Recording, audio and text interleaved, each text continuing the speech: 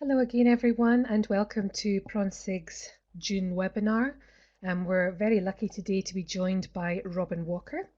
Robin has been in ELT since 1981 as a teacher, trainer, materials writer and consultant. He regularly collaborates with Oxford University Press, Trinity College London and education authorities in Spain. He's published numerous articles on pronunciation and is the author of Pronunciation of English as a Lingua Franca, published by OUP. And Robin is also a member of the OUP Expert Panel for Pronunciation Teaching for the 21st Century Learner. So thank you very much, Robin, for joining us, and the floor is yours. Hey, thank you, Gemma. I've seen quite a few familiar names. I've also seen that there are people joining us from all over the world.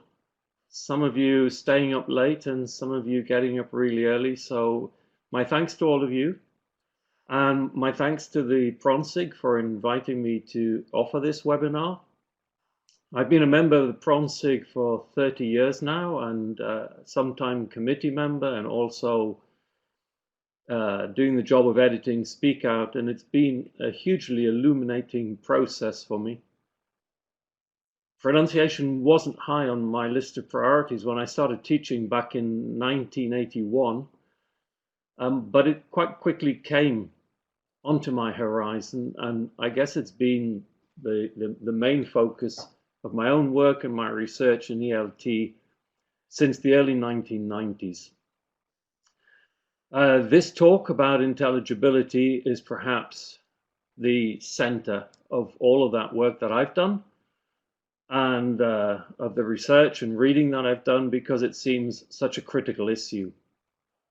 It's slightly strange to be giving this webinar today, because actually it's the second time I've given this particular talk, and the first time was on the 7th of March of this year in the TESOL Spain annual convention, and that was a face-to-face meeting of 700 or 800 teachers in the Spanish city of Salamanca, and so much has changed in our lives since then, and sadly is going to continue to change. There's a before and after, and it's slightly weird to be sat here at home in front of my computer about to give a talk which, as I say, the last time I gave, I was face to face with 50 or 60 people in a room, and that seemed normal, and now this seems normal.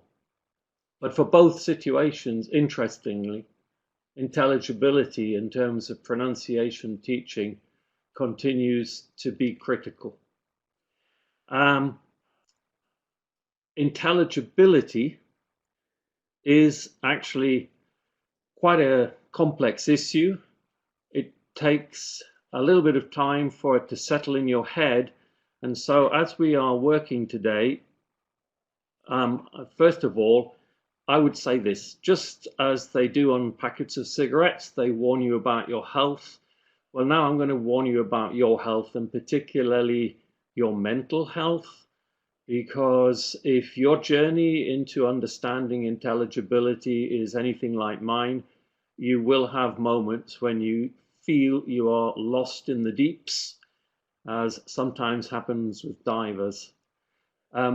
As we go through the talk today, in order to help you to surface, or at least to come up a little bit for air, I'll be putting this image of the diver back up on the screen and asking you to use the chat box, which you're free to use while I'm talking, obviously, but which I'm actually going to be completely ignoring while I'm talking, and then I'll pop up the slide of the diver and ask you to use the chat box to feed back to me or to ask me any questions about what I've been saying in the previous 10 or 15 minutes.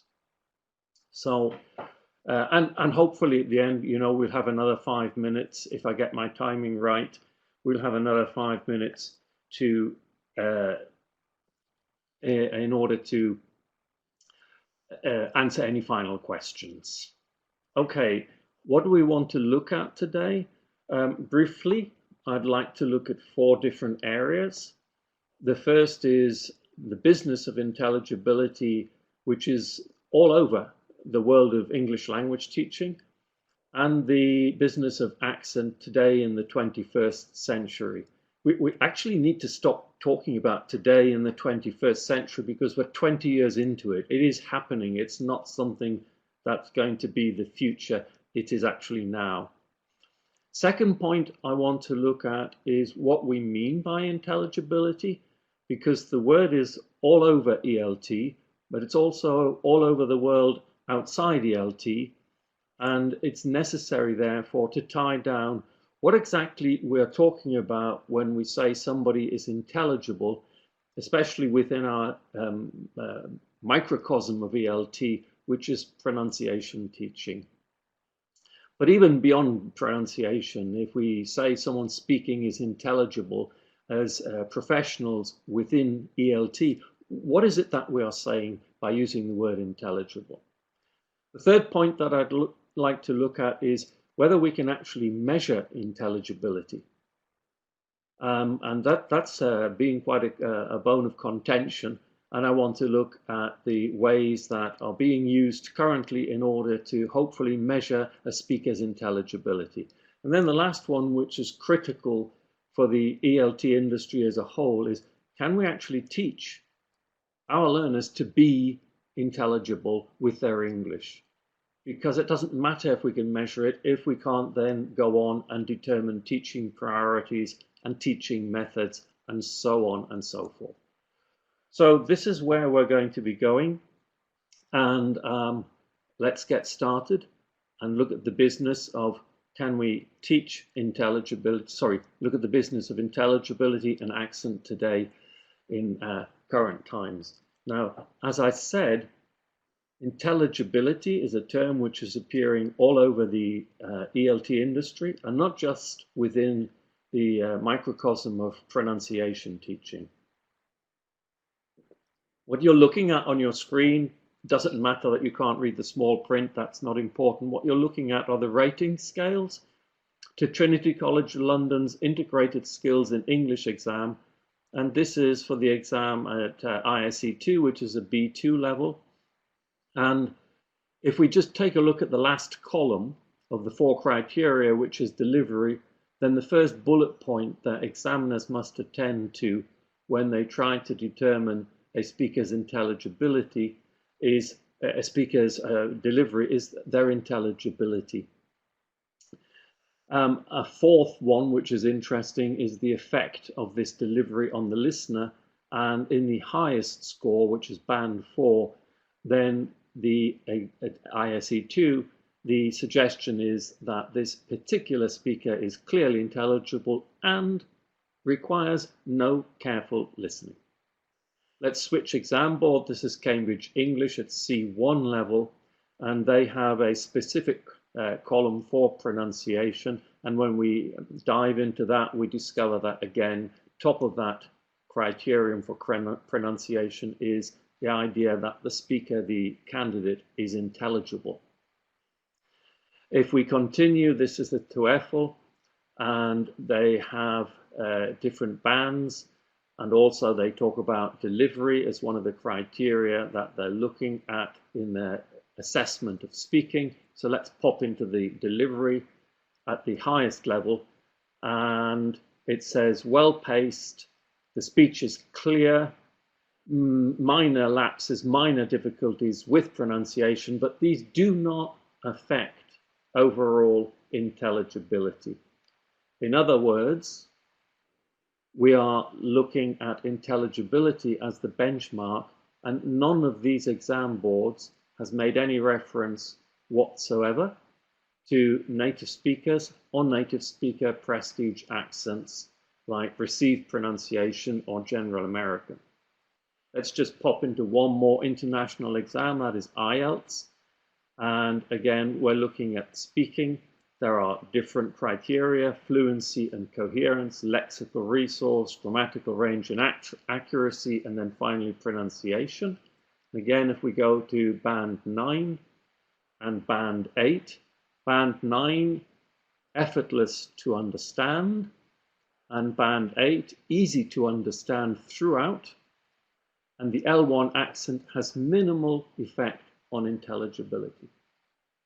So that's 4 different major international exam boards and their ratings scales for the assessment of speaking, and all of these rating scales essentially are referring to intelligibility as the benchmark and as the key feature for judging a candidate's pronunciation. Another really interesting piece of current input into the ELT scene is from the Common European Framework of Reference. If you're trying to read this on a mobile, on a phone or something like that, don't bother. I'm going to focus on the most important, because the most important thing here is that in the companion volume to the original 2000 Common European Framework of Reference document, the new document actually says that the original scale was the only scale in the Common European Framework that used a native speaker norm, and that in this 2018 update it seems much more appropriate to focus on intelligibility as the primary construct in phonological control. So that's quite interesting. This is a major shift from 2000 to 2018, and an admission that the original document included native speakers as the norm, and that this is no longer appropriate.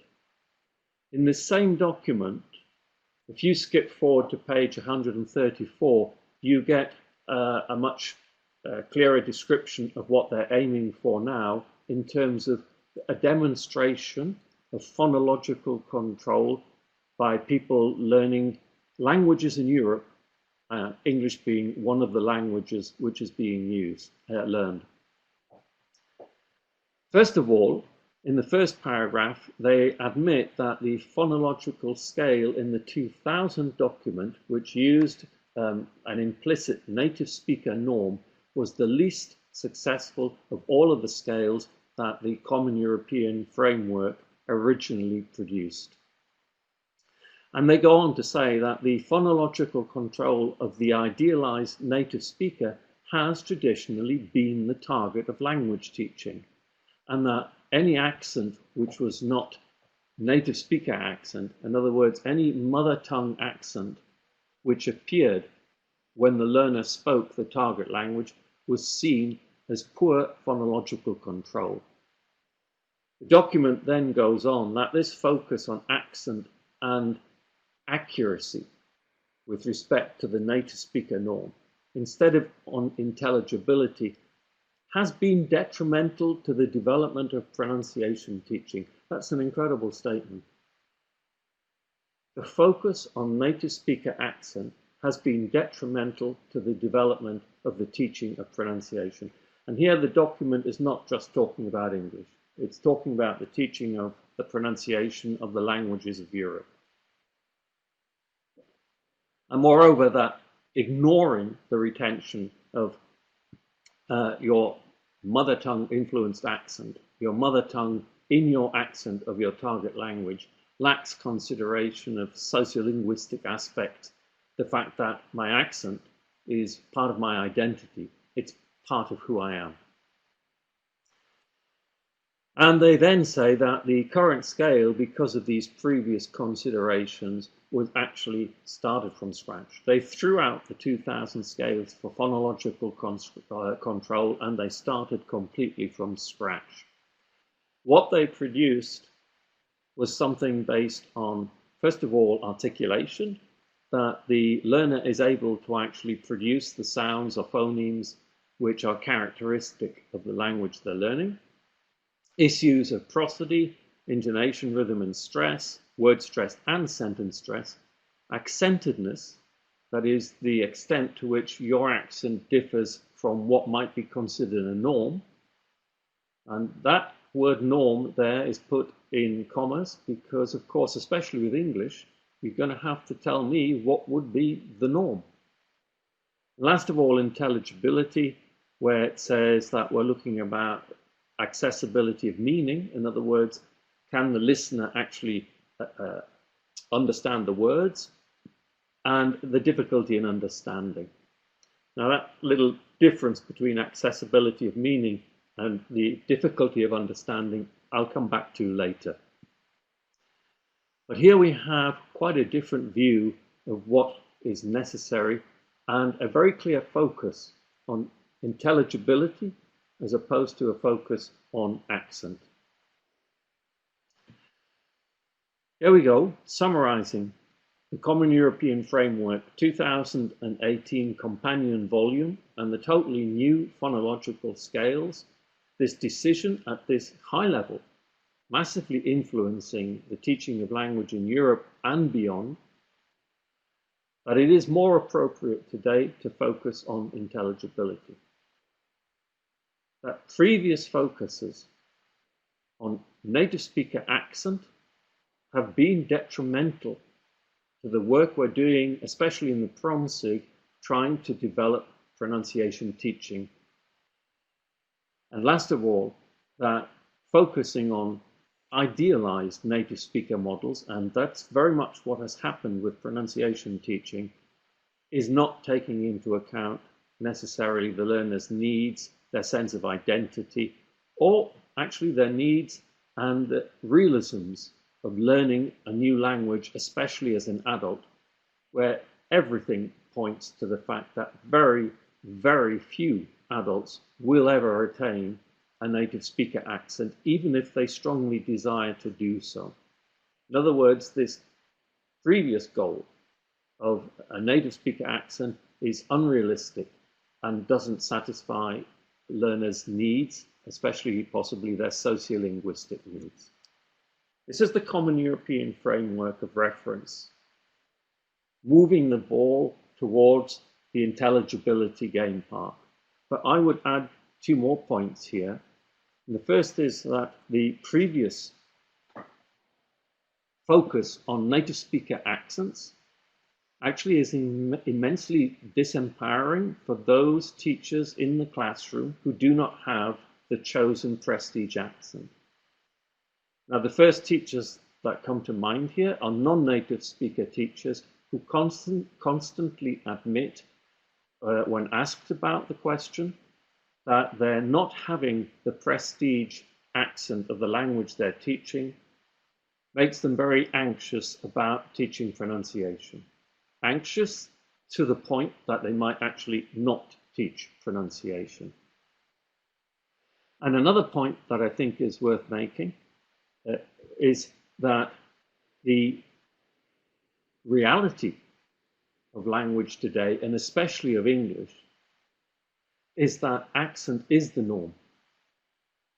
And that languages, and again especially English, are being spoken with multiple accents wherever you go, and that this isn't going to disappear, and that by actually forcing our students towards one single accent, we're not really preparing them for the reality that's waiting for them once they get outside the classroom. So, as I said, intelligibility is the focus. And the last thing I think needs saying about accent today is that research is constantly showing that a single accent, and in this case a native speaker accent, is not the most intelligible. So work done by Larry Smith beginning in 1979 and continued in 1985 and then summarized in 1992 points out that English, which is now a lingua franca, continues to work successfully despite the multiple accents with which it's spoken, but that interestingly, native speakers from Britain and the USA in the research done by Larry Smith were not found to be the most easily understood.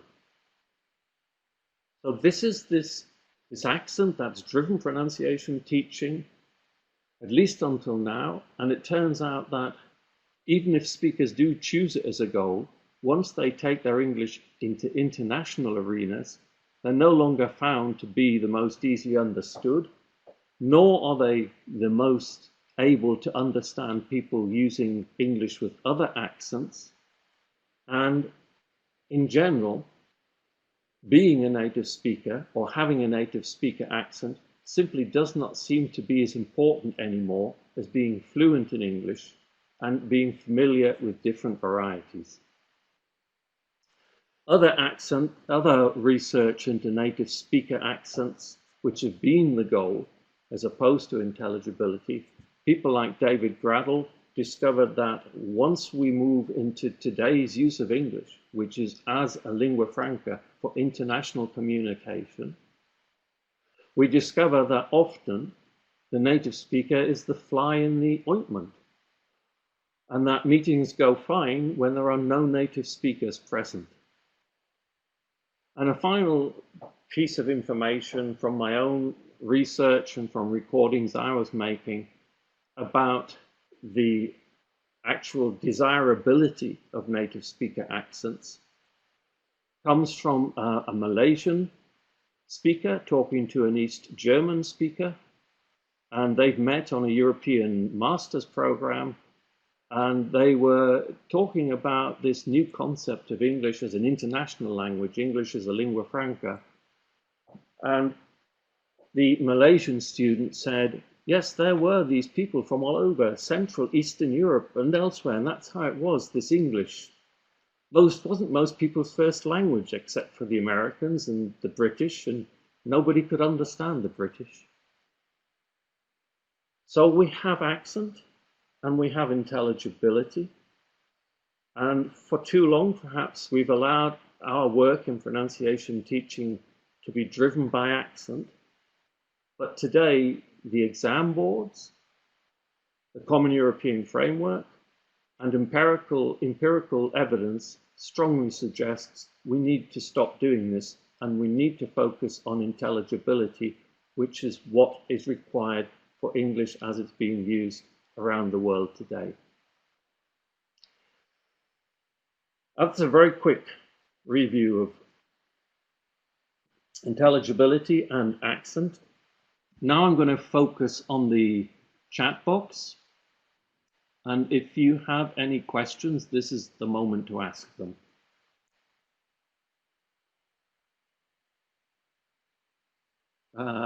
God, it says multiple attendees are typing, which always makes me nervous.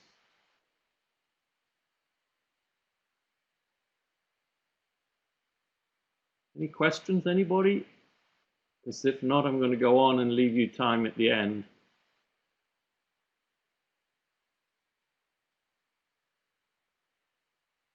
I can see that multiple people are typing, so I'll just wait a few seconds more, and if not, we'll move on. Yeah, Christina, are we good at assessing intelligibility? That's a really difficult question, actually. Not necessarily would be the shortest answer. And that is actually a problem with native speaker assessors who have very little experience outside the country in which they were born, haven't used their languages internationally, and therefore have a very restricted experience of their language spoken in other accents. So it's interesting that exam boards are beginning to look towards expert users of the target language as opposed to native speakers, and non-natives can fit very nicely into that category of expert users of the language. I think what we might see in the not too distant future is expert users who are non-natives being used to assess intelligibility because they have the experience that's necessary of using second and third languages in order to be intelligible to a huge range of interlocutors. Yeah, Evan, I thought you might be familiar with that about native speakers in meetings. And yeah, Zoom meetings require super intelligibility, and I have also had those difficulties. No, Carolina, there is not a very fine line between having an accent and being intelligible. And we're going to look at the relationship between accent and intelligibility in the next section when we examine what we mean by intelligibility. But no, there is not a fine line at all between accent and being intelligible. And you can have what one listener considers a very marked accent and be very intelligible. As I say, we're going to look at that in the next section. Teacher training, the issue here, Stella, is to do with teachers' own self-esteem. And at the moment, non-native speakers, their self-esteem is sometimes weakened if they don't think they've achieved a high level of a specific prestige accent. But I think in the future, if we establish intelligibility as the goal, which is what the Common European Framework has clearly done, then we should be aiming in teacher training at intelligibility, but always allowing people to actually make their own choice of final goals of their pronunciation, especially given that they are going to stand up there as teachers. I'll be looking at choices of goals in the final section. Yes, accents, some accents appear more intelligible than others. It's just gone off screen. Some accents appear more intelligible than others, but in fact what we're discovering is accents are intelligible to you if you are familiar with that accent. And that the more accents you become familiar with, the greater your ability to find even new accents intelligible to you. So intelligibility doesn't reside in the accent. It's actually a two-way process. Okay, I need to move on, otherwise we're going to be finishing too late. I want to look at what we mean by intelligibility. I think this is pretty important. First of all, I'd like to say it's not a new term, and that the first reference was made by David Abercrombie, who was the first professor of phonetics at Edinburgh University, and in an article in 1949, where people were learning English specifically to talk to the native speakers of English, he said that it was sufficient for learners to be comfortably intelligible.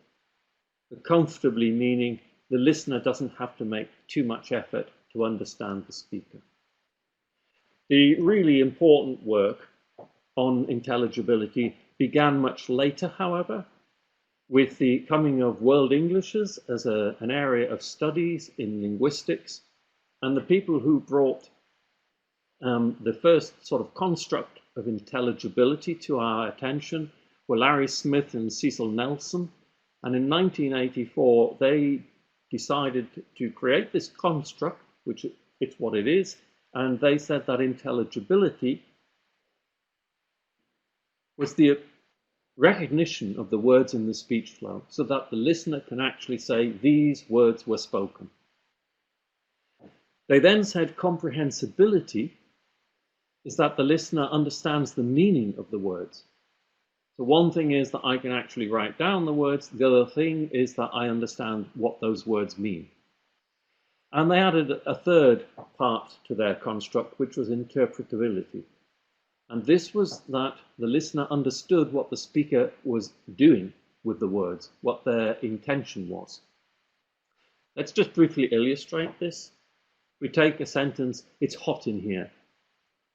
Then if you understand hot as opposed to hard, here as opposed to there, in as opposed to on, and even if you understand that here we have 4 words, or 5 if you count the contraction as 2 words, this would be that the person's been intelligible.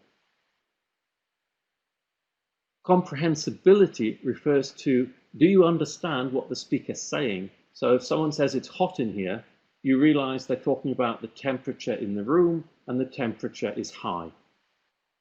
But interpretability is that you understand that the speaker, on saying it's hot in here, is actually suggesting that somebody should take some action in order to lower the temperature. So this is the construct that Smith and Nelson set up in 1985. And what's interesting is that it differs quite significantly with the next construct, which I'm going to show you, which was from Tracy Derwing and Murray Monroe, the Canadian researchers, and stems from their work in 1995 and 1997. They also began with intelligibility. And they said, very similar to Larry Smith and Cecil Nelson, they said intelligibility is the extent to which we understand the words in the utterance, the ability to write down it, and then hot, and then in, and then here. However, they then took a completely different pathway to Smith and Nelson. Unfortunately, they used the same word for the second part of their construct. They used the word comprehensibility. And they gave comprehensibility a completely different definition. And they said that comprehensibility was a measure of the listener's perception of how difficult it is to understand. Now, if you think back to those exam rating scales I mentioned earlier, there were these references, effortless to listen to. And the Common European Framework, when it talked about intelligibility, said that it included comprehensibility. Now, this is a reference to the work of Derwing and Monroe. As I say, this comprehensibility is, oh, this person's, I understand them, but I've got to listen really carefully. Last of all, Derwing and Monroe, sorry, this is the exam reference scales. I'd forgotten I'd popped this in. This is the Trinity ISE, and at the bottom it says effects on the listener, and when we look further down to the top grade, it says requires no careful listening. In other words, is highly comprehensible within the concept of Derwing and Monroe. And there it is in the Common European Framework: intelligibility, accessibility of the meaning, that's Derwing and Monroe's intelligibility, and comprehensibility, their comprehensibility. Okay, Derwing and Monroe added one more feature to their model, and that was accentedness. And one of the questions before said that it's a fine line between having an accent and being intelligible. Well, Derwing and Monroe's work again and again demonstrates it's not a fine line between accent and intelligibility. That your accent and your intelligibility are quite different. And you can be heavily accented and yet be very, very intelligible. Equally, of course, you can have what the listener perceives as a very mild accent, a very soft accent, and also be highly intelligible. So this is an interesting construct, and it's the first time for us within pronunciation teaching that accent and intelligibility are separated out as clearly as this. A lot of studies have been done on intelligibility. However, in a survey of studies up to that point, Jayan Rajadrai in Southeast Asia, I think from Indonesia, if not from Malaysia, actually summarized the studies up to that point. And she, first of all, agreed totally that in many studies, this separation of accent from intelligibility had not been done. That the people taking part in the studies had not had explained to them something which comes from the 20th century, from 1995, that accent and intelligibility are quite different facets of somebody's pronunciation.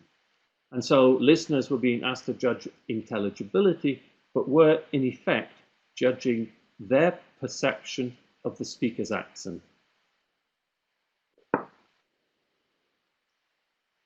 Invariably, in her survey of studies to date, Rajadrai found that the judges were native speakers. This is no longer tenable in a world in which English is massively spoken and predominantly spoken by non-native speakers for international communication. And studies would have to shift in this direction of non-native speakers judging the intelligibility of native speakers, non-native speakers judging the intelligibility of non-native speakers, and so on and so forth until we cover all of the permutations. She also found that and pointed out that many studies understood intelligibility to be a one-way street. The speaker speaks, the listener listens, the listener judges the person to be intelligible. The reality is different, that people communicate and are speaker listeners, interactive listeners. The listener becomes the speaker becomes the listener interrupts the speaker seeks confirmation of having been understood. Intelligibility is not something within the speaker and within their pronunciation. Intelligibility is something that interlocutors work together on and generate together. And most studies perceived intelligibility as a one-way street. My pronunciation is intelligible. The listener can't interrupt or can't intervene or can't interact. And that is not exactly the case. Another issue which needs dealing with in intelligibility studies is the business of listeners' attitudes and accent prejudice.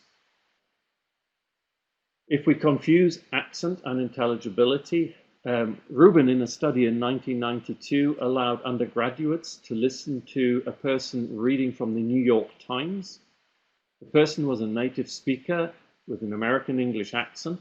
The research was being done in the United States. And what Rubin did in this study was to actually show some of the listeners a Caucasian face while the text was read from the New York Times, and other listeners were shown a Chinese face while the same text was read by the same voice.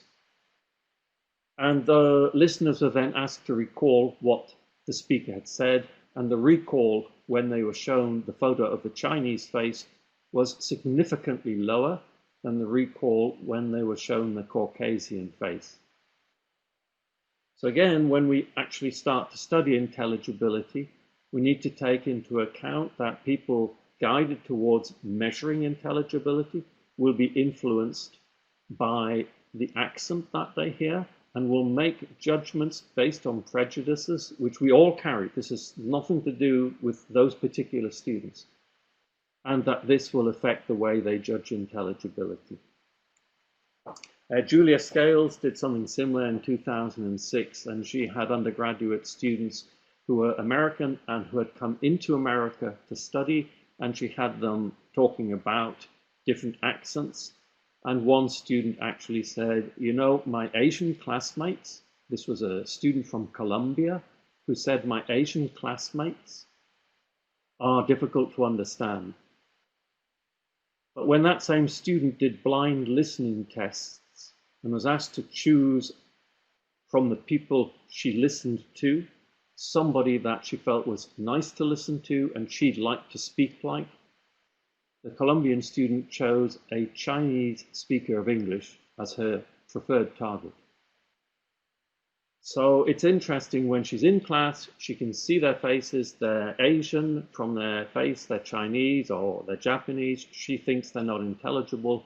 When she does a blind listening test, she chooses the Chinese accented speaker of English as the one she'd like to be like because it was the most intelligible. Whoa, it's difficult. Other things that in fact affect intelligibility studies: listener knowledge. So a friend was listening to her daughter talk about the new drummer facilities at her school, and she thought, drummer facilities? I don't think the school's going to go in that direction. And then she realized that her daughter wasn't talking about drummer facilities at all. Her daughter was talking about drama facilities. Again, sometimes a person will appear intelligible because we have knowledge of their field or we have knowledge of their lives, and that same person with the same pronunciation to another listener might not be intelligible. This happened with a student of mine who couldn't pronounce the word enzyme and kept saying enzyme. And I thought, stress is so important. How will this person survive in international conferences? Okay, my students survive perfectly in international conferences. And I would say survive perfectly because the conferences were essentially about enzymes, and therefore the listener's knowledge was sufficient to help them overcome what in a different context would have been an issue of intelligibility. Okay, again, any questions? Because this is for me, perhaps I've just got too small a brain, but this is complex. What do we mean by intelligibility?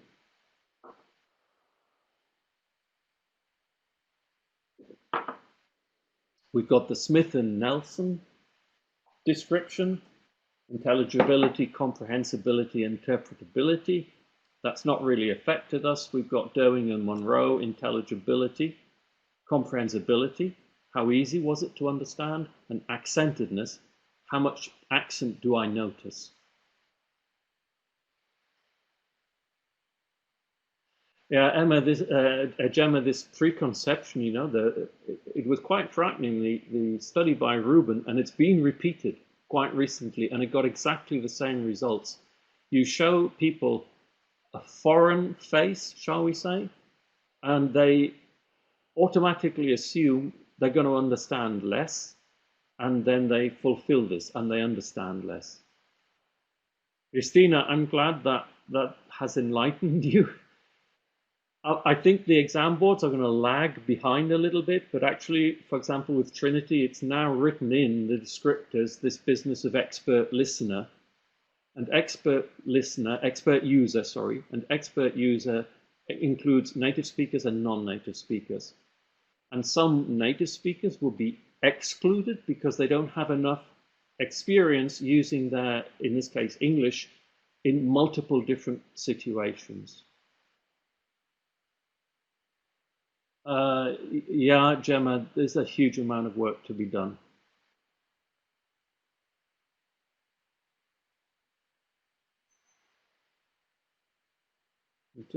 I can see people are typing with you a little bit more time. I'm just nervous about running over. I did warn you, you know, about your health at the beginning. I'm taking you in without giving you full answers because we don't have full answers, but we have to start asking questions about intelligibility and about pronunciation teaching, moving towards the teaching of intelligibility. The course materials, Beata, no. Basically, the answer is no. But that is also going to change, and I've just come off the back of some work with Oxford University Press, rewriting their pronunciation syllabuses for all of their authors, so that in the future, pronunciation materials in OUP course books will be based on intelligibility and achieving intelligibility as fast as possible. Andrea, intelligibility hovers and dips into both segmental and suprasegmental. So it's now about time to stop this sterile debate about whether you have to teach phonemes or the suprasegmental features. What we know about intelligibility is that it's in both areas and both have contributions to make. Ivana, you've just allowed me into the next section about the lingua franca core, and I would say it's a great model and a great starting point, and that is also in part for this talk. Intonation, Olga, again, when we get to the next section, is not terribly important if you're talking about the tones, the voice going up, the voice coming down. Sebastian, it can be helpful, but remember, in many uses of English internationally, we don't share the same cultural background, so we might not have the knowledge that allows us to make that step towards, oh yes, I understand, the person's been intelligible. So that's a more difficult one. That's a gray area. Thanks so much for the comments here in the chat. Okay, you're going to allow me to go on, please. Otherwise, we don't get finished today.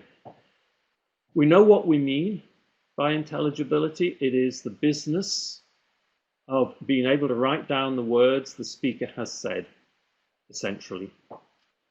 How was this tested? Well, going back to Larry Smith in 1979, basically with people from 11 different countries and 1,300 subjects in the study. Subjects were asked to listen to people speaking from these different countries, one being UK, one being the US, and then fill in gaps from a text where every sixth word had been deleted. So it's a close. This was one way of determining, has the speaker been intelligible? Coming forward, back to Tracy Derwing and Murray Monroe, they've used different techniques. One is true-false questions. You listen and then you say, this statement in front of me, which I'm reading, is true based on what I heard from the speaker, or it's false based on what I heard from the speaker. Comprehension questions, something similar. And last of all, and more frequent recently, transcription. In other words, you listen to someone speaking and you write down the words which this person says, and the person is more or less intelligible based on the percentage of words that the listeners can correctly write down. I've done this transcription, and in Salamanca, when I gave this talk live, shall we say, face to face, I actually showed people this woman. She's called Ana Botella, and she was the mayor of Madrid, and back in 2013 she was proposing Madrid as the seat of the 2020 Olympic Games. She spoke in English, and her English was the butt of a huge amount of criticism and many, many jokes on the internet and on the television, in the newspapers, and so on in Spain. She was massively and severely criticized for her English. So, su nivel de inglés sí que es una broma. Her level of English, that is a joke. What an abomination. Menudo engendro. Ha ha ha ha ha ha ha. And so on and so forth. This is just a sample. Pacuki dos. You know, oh my God, oh my God, oh my God, oh my God. And then Pablo González, and frankly, ha ha ha. What was interesting with Pablo González and with Scream Evil says, let me tell you a little more. Now what's interesting is they, as with thousands of people around Spain, absolutely hammered Ana Botella for her English. However, and frankly, and let me tell you a little more, are actually transcription of what she said. In other words, despite being very heavily accented, Ana Botella was in fact completely intelligible.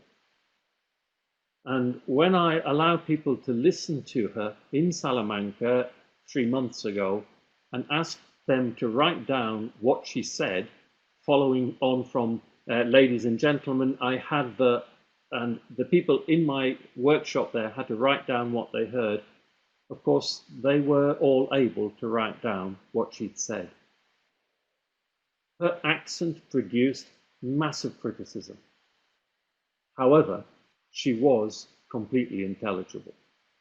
And if you want, you know, I encourage you to go to the website and to look for Ana Botella and this presentation of the Madrid candidature. And try yourself to continue after, ladies and gentlemen. And you'll find that, yes, she is incredibly Spanish with her accent, but she is intelligible. Can intelligibility be measured? Well, Jennifer Jenkins thought absolutely, and worked all the way through the late 1980s and through the 1990s. And the rest is now history, so I don't have time to bore you with it, but she produced a core of features of pronunciation that were present and well dealt with in all of the subjects she studied and who were intelligible. These included the consonants and the now famous variations that are admitted for s, z, and r. It included the aspiration of initial t, k.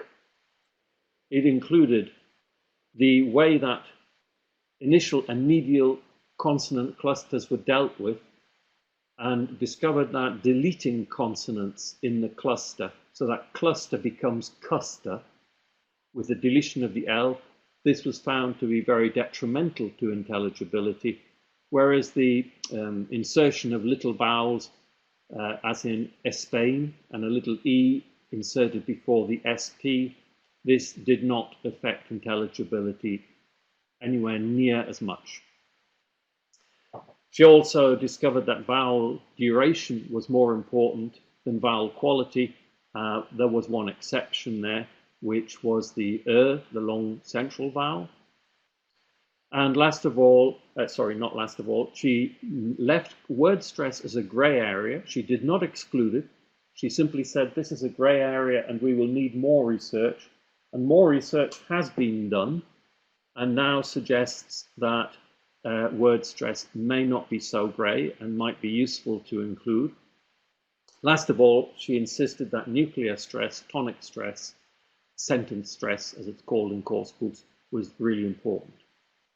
So we can measure it in the sense that we know which features of pronunciation go towards making a person intelligible, and we know this through the analysis of empirical data. So this is picked up in the field. David Detterding, I'll quickly run through this, has worked constantly since then to look at intelligibility and the lingua franca core in Southeast Asia, which is where he lives. And he's come up with data suggesting the lingua franca core is essentially a good measure of intelligibility. His work didn't find much to indicate the importance of word stress. On the other hand, John Field, who's worked in listening most of his research life, has found that word stress is important. So perhaps we can contemplate it. What was really interesting about David Detterding's work is that he found that the deliberate non-use of vowel reduction improved intelligibility. The non-use of schwa, the non-use of weak forms, these absences from what is typical in pronunciation teaching up to now, oriented towards accent, actually not using vowel reduction, not using weak forms, increases intelligibility where English is being used internationally. He didn't find much support for the aspiration of t and k, but he didn't find anything to suggest that we shouldn't aspirate them. And he also didn't find much to back up Jenkins' lingua franca core reference to vowel length. More on intelligibility. Well, Derwing and Monroe, you have to keep coming back. These two researchers from Canada have done so much on intelligibility. Although, of course, obviously, they're tending to do this within Canada. So you're not looking at an English as a lingua franca situation, you're looking at an ESL situation.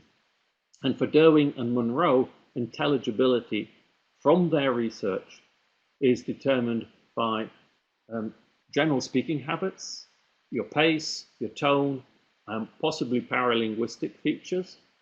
It's determined by volume. It's determined by lexical stress, word stress, determined by nuclear stress, determined by rhythm, all those connected speech features, the use of weak forms, the use of vowel reduction. It's determined by syllable structure, so the 1, 2, or 3 consonants we can have before a vowel, and the 1, 2, 3, or 4 consonants that we can have after a vowel. And it's determined by certain segmentals, those that are most often used, that have a high functional load. Can we measure intelligibility? Yes, we can. And that's what this table is showing. These are the features that will help us determine and help us ultimately to teach intelligibility. And the only problem is that if you look at the Derwing and Monroe features, their work is done predominantly, as I said, where English is being used as a second language, places like Canada, the United States, the United Kingdom. And Jenkins and Detterding have looked at ELF, or English as an international language.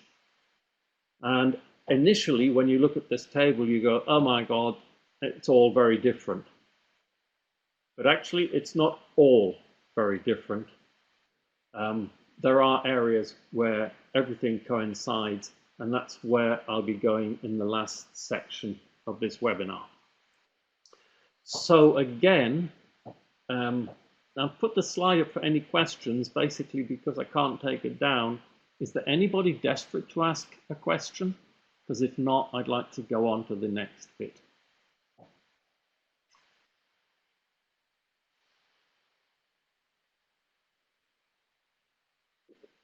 Syllable structure. So each language allows certain structures to the syllable. English can have a consonant and then a vowel, or consonant, vowel, consonant. It can have vowel consonant, as in up or on or in. These are the syllable structures. And basically, English allows up to 3 consonants before a vowel and up to 4 consonants after a vowel. And therefore, for example, if you start sticking vowels between consonants, you're changing the syllable structure. And in the work done by Derwing and Monroe, this was thought to negatively impact on intelligibility.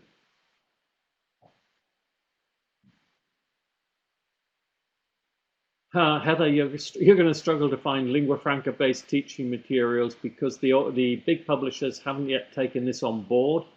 But I know that National Geographic Learning are busy with an adult course book where the syllabuses are built on the lingua franca.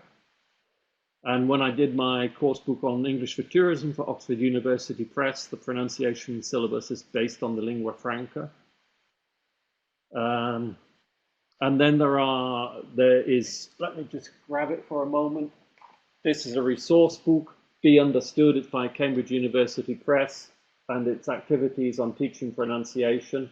And it totally takes the lingua franca core into account and accommodates both native speaker accent goals and lingua franca competence goals.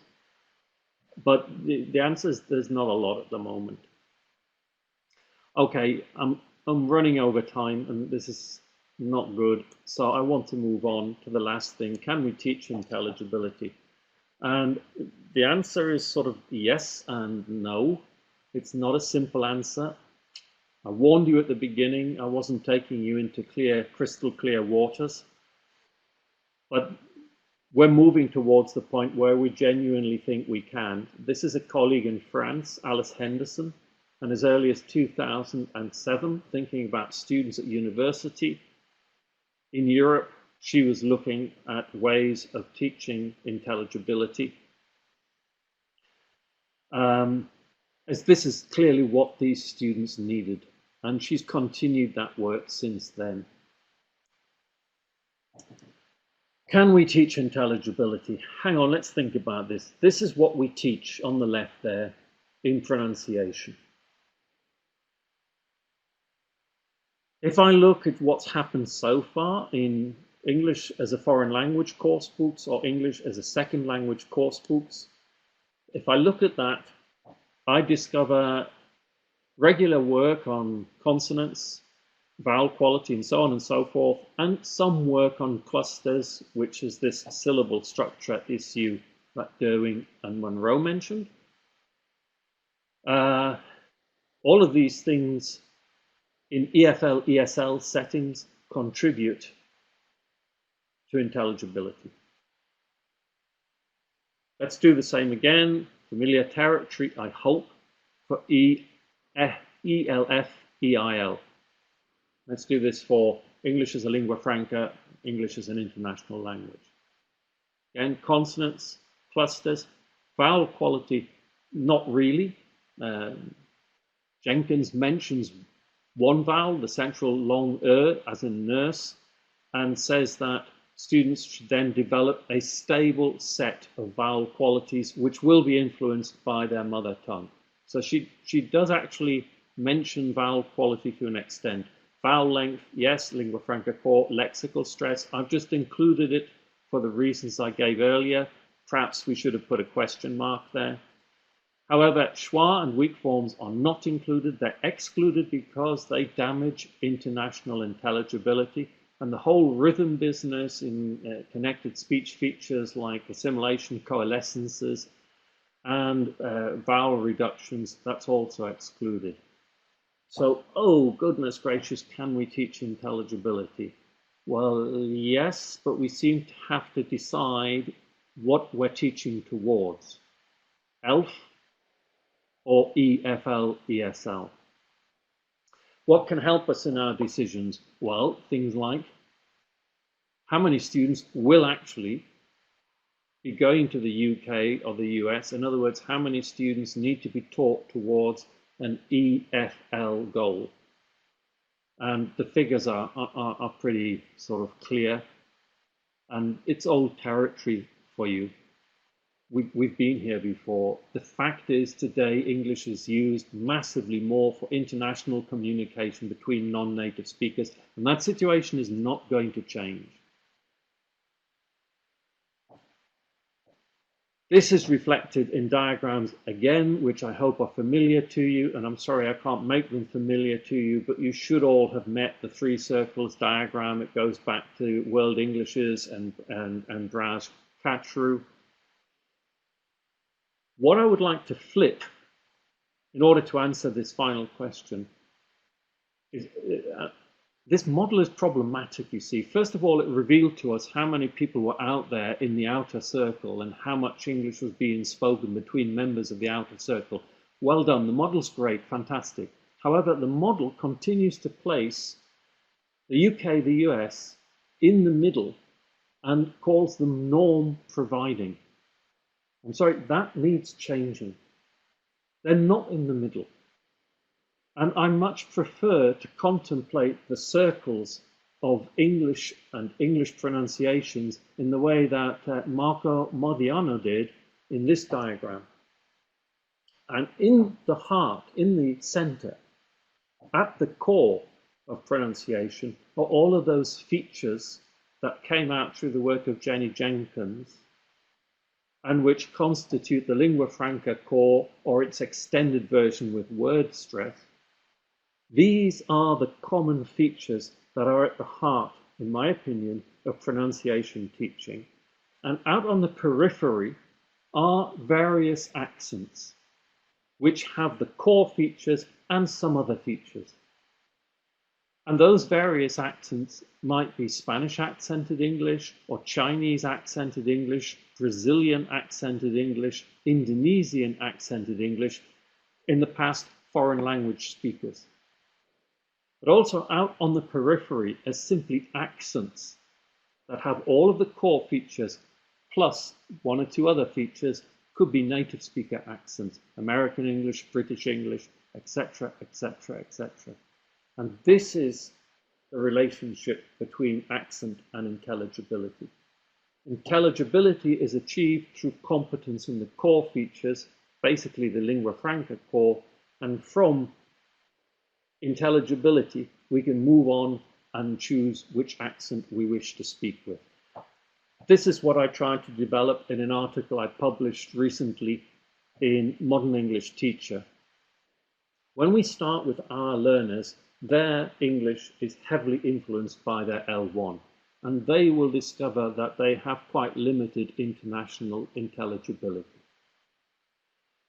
By working with them, and working on those core features, essentially the lingua franca core plus word stress, we will raise their level of international intelligibility. We will reach the point where, as they move around the world speaking English, they can achieve very high levels of international intelligibility, regardless of who they're interacting with. But it doesn't stop there. For some students, it might.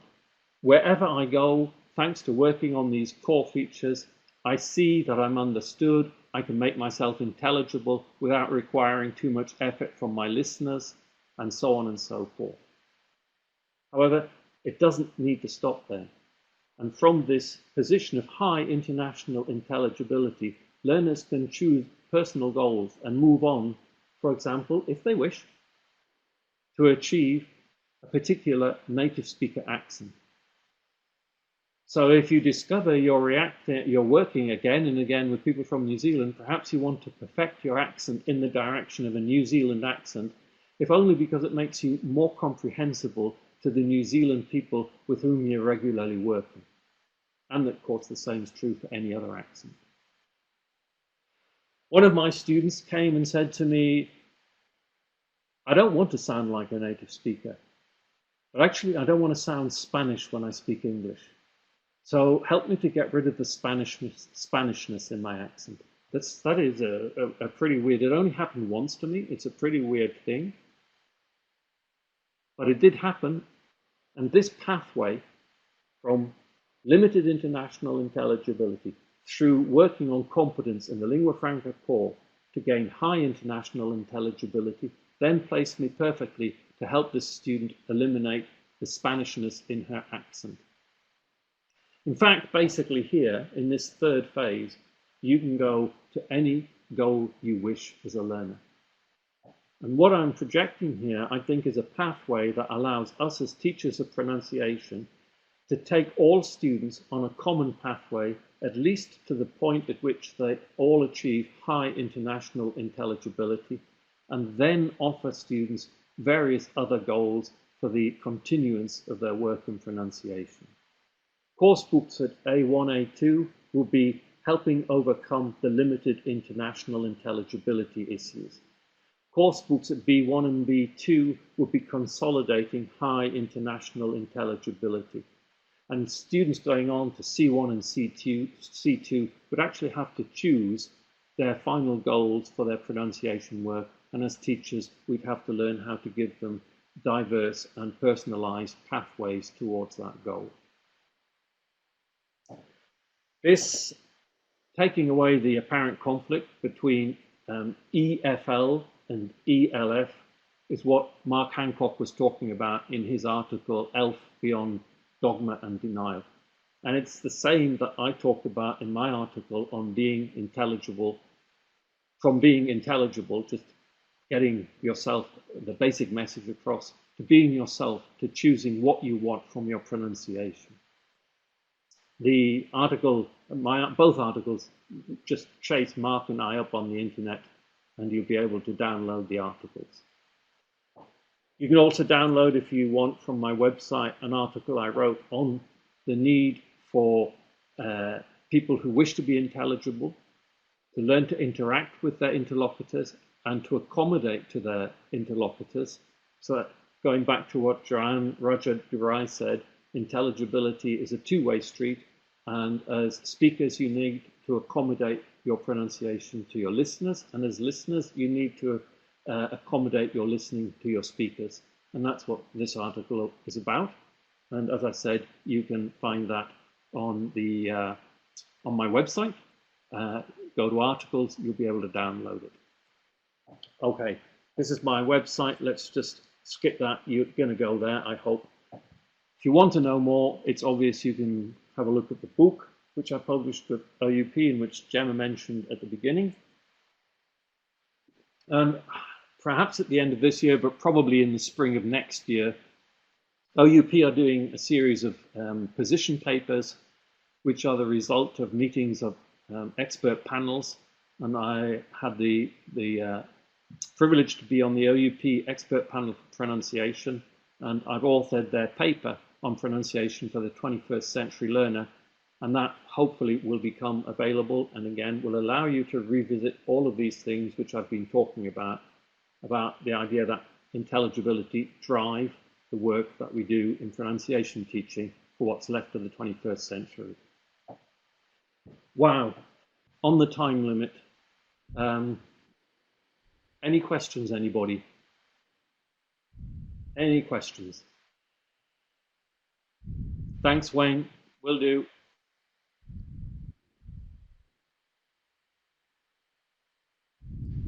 Thank you, Christina. I'm just going to push up the summary slide there. Thank you, Beata. Yes, there's a recording of the whole webinar, and the slides are very similar on my website. So you can download the slides by looking for this intelligibility. Sorry, what did you say? And you'll get the slides from there. That is the address of my website. Oksana, thank you very much. Yes, of course you can, Maria. Oh, thank you, Alex. Thank you very much. Thank you, Carolina. I'm glad.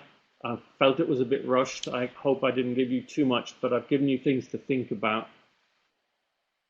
Kasushi, thank you very much.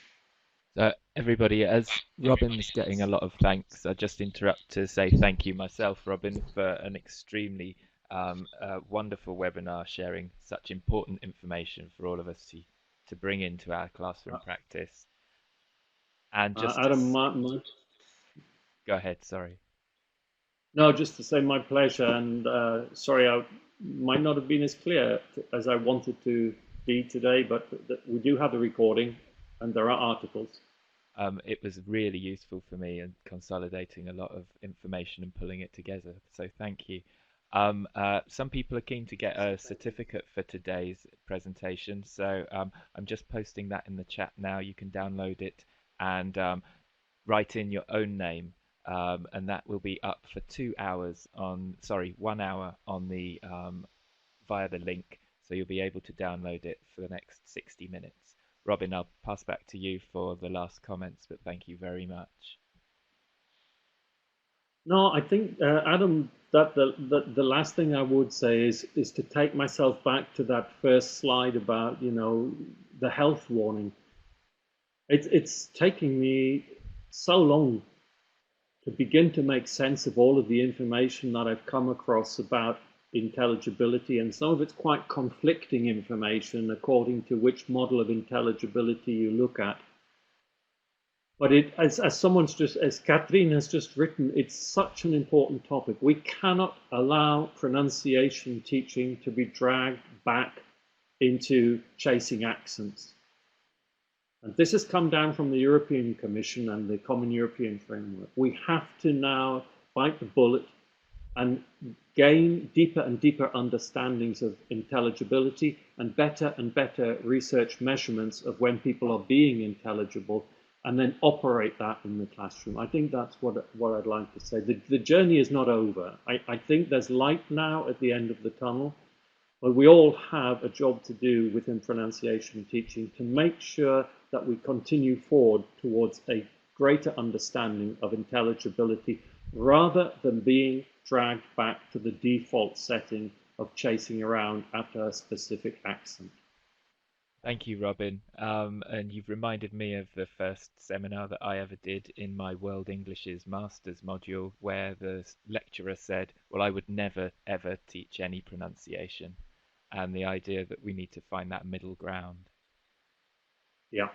Great. Yeah. The two articles by Mark and myself, I think, are quite useful there. We've both, without realizing the other person was doing it, sought to take away this confrontational business of, am I going, you know, for a native speaker in this, or am I going for, we can go for whatever we want as learners if we follow a pathway that first begins with achieving intelligibility.